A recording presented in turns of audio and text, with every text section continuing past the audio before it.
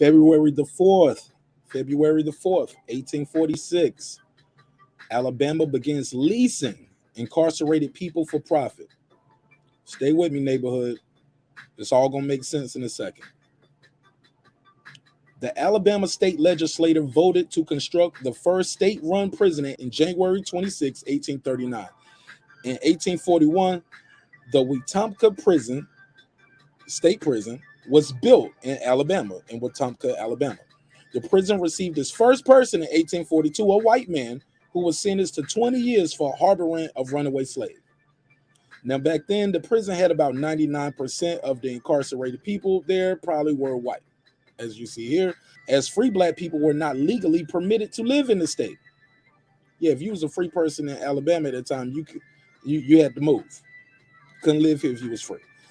And enslaved black people were instead subject to unregulated, quote unquote, plantation justice at the hands of enslavers and overseers. Stay with me now, stay with me.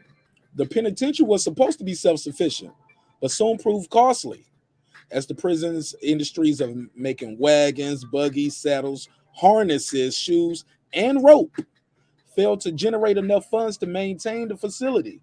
So on February the 4th, 1846, the state legislature of Alabama chose to lease the prison to J.G. Graham, a private businessman, for a 6-year term. Graham made himself the warden, and he took control of the whole prison and all the people incarcerated there. He made all the money, and he claimed all the money for the laborers. He eliminated every other employment position except physician and inspector. Alabama continued to lease the prison into a private businessman, private businessmen, excuse me, until 1862. The warden was murdered. Yep, you heard me right. The warden, Dr. Ambrose Burroughs, was murdered by an incarcerated person.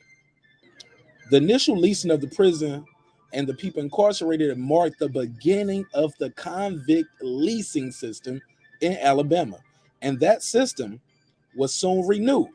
In 1866, after the end of the Civil War, the government again authorized incarcerated people to be leased to work outside of the prison. And 374 people were leased to the firm Smith and McMillan to work rebuilding the Alabama and Chattanooga railroads.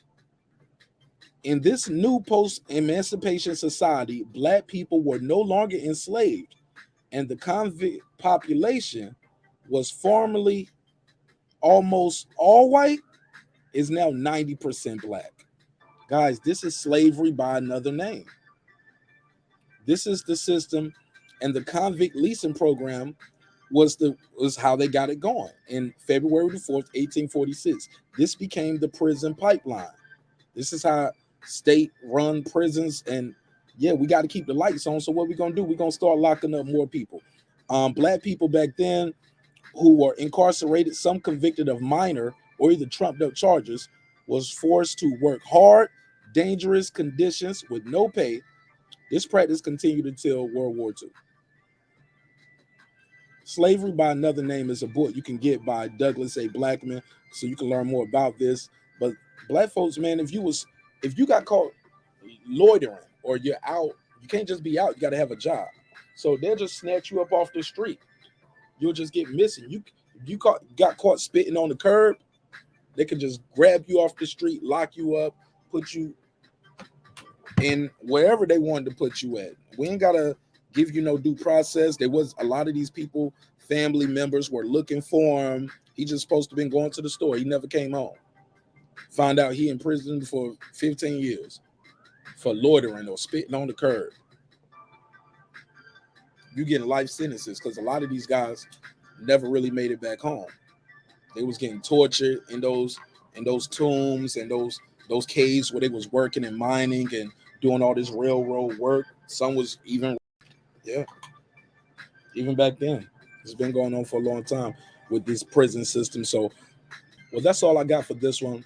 I'll continue to try to give you more of these stories. If you guys already knew this, leave me a comment. Let me know where you got your information from. If you didn't know this, hit me up with a like and still leave me a comment. Let me know what you think of these type of stories. It's your man Marq Nash, another great episode of Breaking Beats. I'll see you on the next one. Peace.